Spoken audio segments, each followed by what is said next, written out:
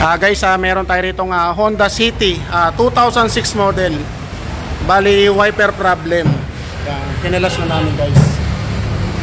Bali, ito guys, almost 1 week lang yata sir, no? Nagpalit tayo. Yan, pinalitan namin guys ng replacement na wiper motor. Kaya lang pinasok ng tubig. Yan, hindi siya sealed talaga. Yan, ito lang, nakatape lang siya. Kaya pinasok ng tubig. Yan. Kaya huminto uli. Yan, na-problema yung may-ari. Hindi uli gumana. Yan. Nasa 1 week na, almost 1 week. Sabado lang sir, no? Yan.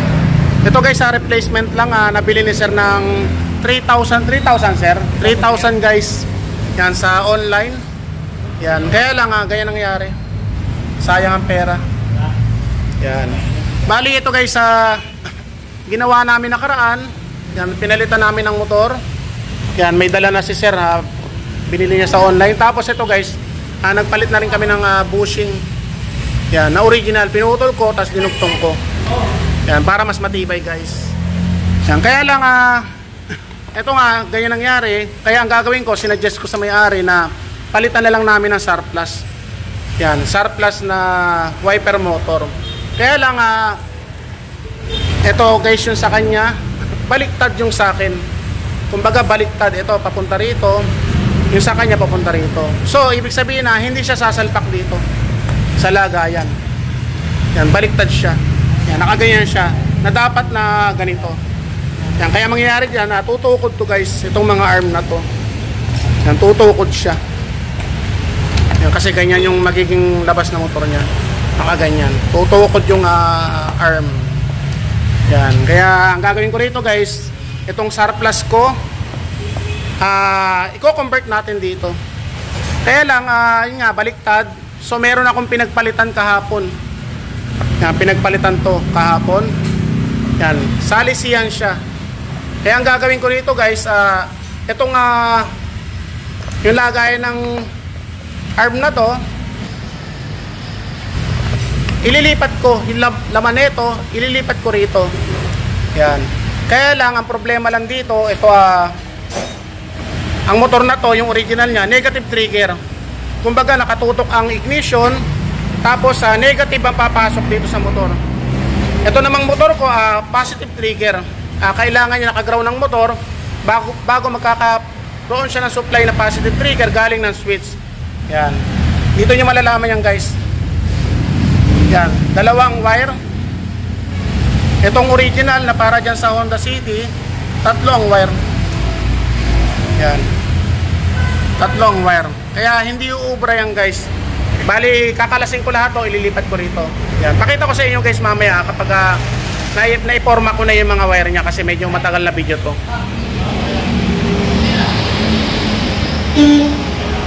Bali, ito guys, nakalas ko na.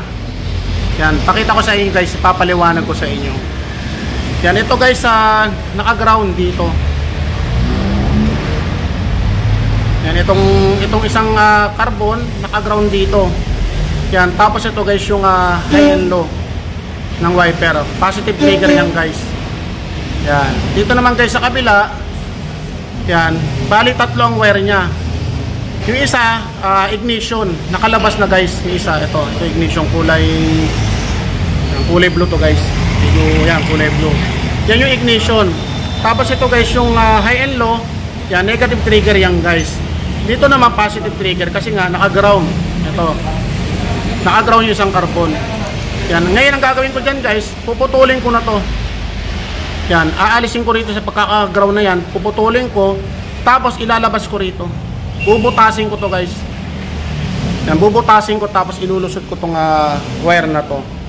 Yan, para maging ignition. Siya magiging ignition katulad nito sa kulay blue. Yan, ito guys, tatlo yan.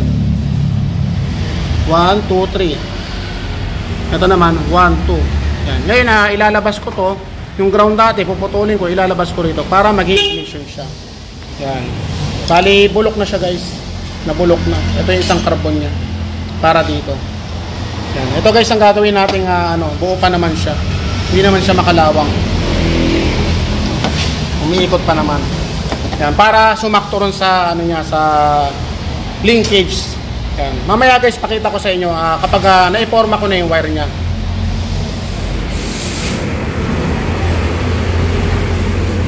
Guys, ito guys, pakita ko muna sa inyo. Ito yung sinasabi ko. Yan yung kulay itim. Yan, naka-ground yan dito. Yan, medyo ingat lang guys kung kayo magdi-DIY kapag ginaya nyo yung video ko. Yan, ito guys yung kulay itim. Yan. Nakakabit yan dito sa ground. Yan, ito guys. Yung tornilyuhan. Yan, dito yan guys. Na naka-contact dito. Yan, dito siya nakatornilyo. Yan, ito guys, nilinis ko na rin, pininturahan ko na rin. Yan, para tinanggal natin yung mga kalakalawang kasi medyo kinalawang siya. Ito naman guys, yung mga pinagputol-putol ko. Yan. Ito guys, hindi ko to ibabalik. Yan, yung galing sa surplus ko. Hindi yan ang gagamitin natin. Pati ito. Ang gagamitin ko guys, itong sa original o stock ng wiper motor. Yung iniwanan ng customer. Yan. Ito ang ikakabit ko. Yan. Shoutout nga pala sa may-ari nito. Buti na lang iniwan na sir, pumayag siya para ma-convert ko sa mga ibang sasakyan na Honda City rin sa customer. Yan. Yan. Okay na guys. Ito ang gagamitin natin para pipilitin natin maibalik sa automatic. Yan. Ito ang kapares niya guys. Yan. Niliha ko na rin. Yan. Ito yung sa pinagpalitan ko kahapon. Yan ay ikakabit natin kasi ito ang partner niya. Yan. Ito kasi guys sa Japan version kaya hindi natin gagamitin yan. Yan. Ito ang gagamitin natin. Para sumakto rin to guys itong housing na to doon sa may linkage na kakabitan natin. Yan. Ito guys yung sa kanya. Yan. Ito guys replacement. Hindi naman natin nilalahat guys sa mga replacement pero talagang tulad nito 1 week lang yan nasira kaagad, pinasok ng tubig, hindi siya seal pipe. Yan, hindi katulad nito guys. Yan, may mga alkitran siya. Yan, bale ito guys maglalagay rin ako ng ganyan ng gasket maker para hindi siya pasukin ng tubig. Yan, tapos ito guys yung sinasabi ko, yung bubutasin natin. Yan, dito yan guys, binutas ko. Yan, pero ito guys ang gumang gagamitin ko, syempre ito na. Yan, para may butas na talaga siya. Yan. Kailangan din kasi natin na ibalik yung itong contact niya at pipilitin natin na malagyan natin ng intermittent sa automatic. Yan. Pakita ko na lang sa inyo guys mamaya kapag nakakabit na at tetestingin na rin namin. Ikakabit ko muna guys. Yan. Yan guys, okay na. Naisalpak na namin yung motor dito sa may linkage niya. Yan, ito guys, tuturuan ko kayo kung paano mag-timing yan. Kailangan guys, itong galing ng motor, itong arm, diretso siya, pantay. Hindi siya pwedeng nakapaling dito, itong kamay na to. Yan, hindi pwedeng nakapaling kasi kapag pinagana nyo yung wiper motor, dito guys sa may windshield niya, wala sa timing. Yan, kapag pinatay nyo yung automatic, ganito ang kalalabasan niya, nakapalo ng ganyan. Tapos kapag pinagana niyo yung wiper, bababa muna siya bago siya tataas ng ganon. Yan, tapos babalik uli siya rito. Kailangan guys nakasentro. Yan, pantay na pantay. Yan, papunta yan dito guys, pantay. Diretso yung kamay niya o yung sa linkage niya. Tapos ito guys yung kinonvert ko. Yan, okay na guys. Yan, ito yung original ng socket nung pinagpalitan ko kahapon. Yan, ikinabit ko guys. Yan, bali isasalpak na namin guys. Yan, testing na namin guys. Papakita ko na lang mamaya guys kapag testingin na namin. A few moments later. So ito na guys, naikabit na natin yung wiper motor. Yan, yung cover na ito Ryan, kabit mo nga. Yan, nakakabit na guys sa loob. Yan, tapos naikabit na natin guys yung blade nya at saka yung arm nya. Yan, ang problema lang nito guys, sira yung intermittent relay nya. Yan, chinek ko na lahat ng fuse.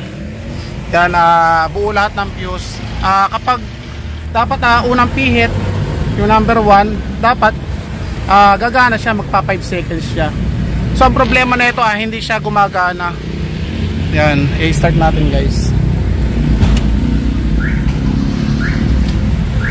Yan, bali naka ano siya. Yan guys yung ano niya, pataas yan. Kung gusto niyo mag-wipe ng umaambon, pipihitin nyo lang ng ganyan, gagana yan. Yan, ibig sabihin guys, buo yung switch niya. Tapos yung unang pihit, yan yung 5 seconds, dapat papalo siya. Tapos babalik siya, bibilang siya ng 5 seconds, dapat gagana siya uli. Tapos mag-automatic. Tapos ito guys yung high and low. Yan, low, high. Yan, okay siya guys. Yan, tapos papatayin ko, babalik siya sa automatic. Yan.